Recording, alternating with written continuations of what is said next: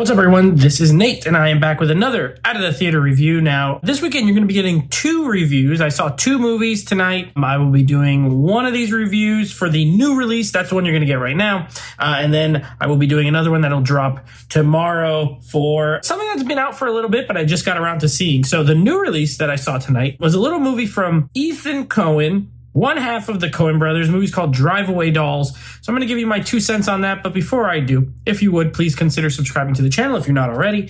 Make sure you hit the bell icon. That way, every time new videos drop, you get notified. I do reviews every single week of new theatrical movies. If that's something that you are interested in, it would definitely be a good idea to subscribe. And if you could leave me a thumbs up down below as well, and a comment if this movie is something you're looking forward to, or if you saw it and you liked it or you hated it. Drive Away Dolls. So let me just say this. Coen brothers, I like a good amount of their films. I really like their more recent stuff, mostly. No Country for Old Men. I liked True Grit quite a bit. I do like The Big Lebowski. I don't like every single Coen brothers movie, but I like a good chunk of them.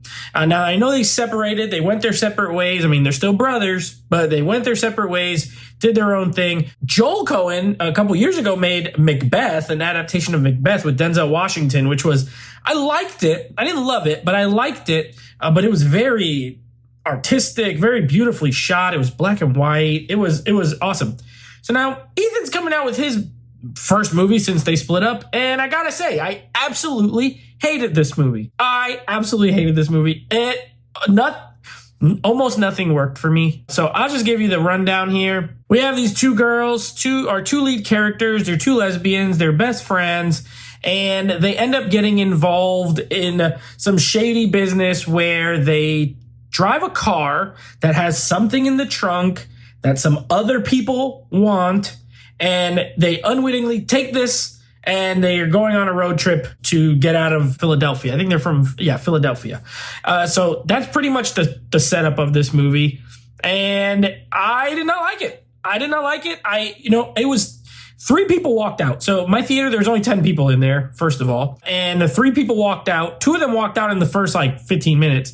And then the other guy left he made it a good long time and then he just got up and left. You could hear a pin drop. This is supposed to be a comedy. Nobody laughed. I didn't hear any audible laughs. I chuckled at 1 or 2 lines out of this whole movie. And it's only thank God it's pretty short. It's 80 something minutes.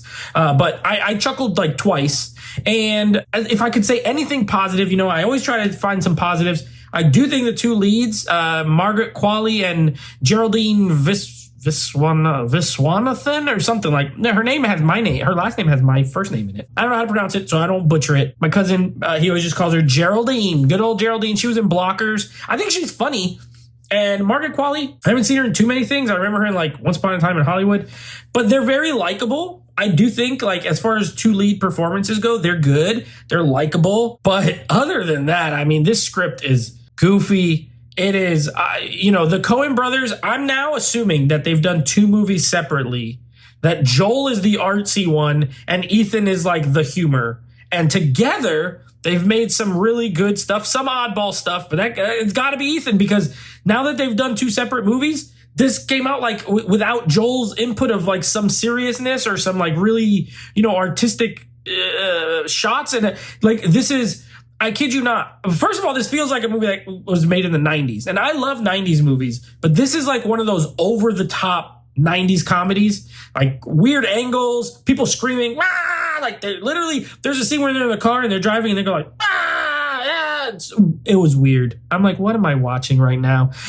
There's transitions where when this next scene comes in, it literally bounces in like a ball, and it makes a sound like that, boing, boing, boing, boing. I'm what the heck is this, Pee Wee Herman or something? I don't know what was going on. I really did not like this. The plot, once it gets going, and then, it's easy to follow, but once you discover what's in the briefcase that they're carrying, oh my gosh, it's ridiculous. It's not worth the journey. It's not worth the time you spent sitting there watching the rest of the movie.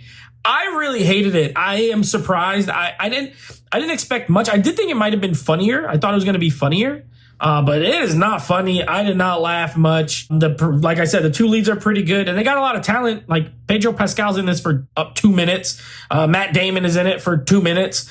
Coleman Domingo's in a few scenes. You saw there's good people in it, but Man, oh man, a real turd. I mean, I hated this movie. I absolutely hated it. I'm sure there's some people, I think critics might enjoy some of it. It's definitely a B movie, like going for a B movie, but a failure in my opinion. So God, what did I give it? I'm gonna give this thing like a 1 out of 10. I really like, I can't recommend it. There's nothing about it that I enjoyed personally. So a 1 out of 10 for me, and that's just because the leads were likable. So I'll give it 1. Anyway, that's my review for Drive Away Dolls. Stay away, in my opinion. I don't think it's very good. And judging by my theater, I don't think it's going to make much money. And maybe they will, get back together and do a good movie after this. Who knows? Anyway, I will be back with another review, like I said, that'll be coming out this weekend for a little movie called Land of Bad. So keep an eye out for that. And until next time, take it easy.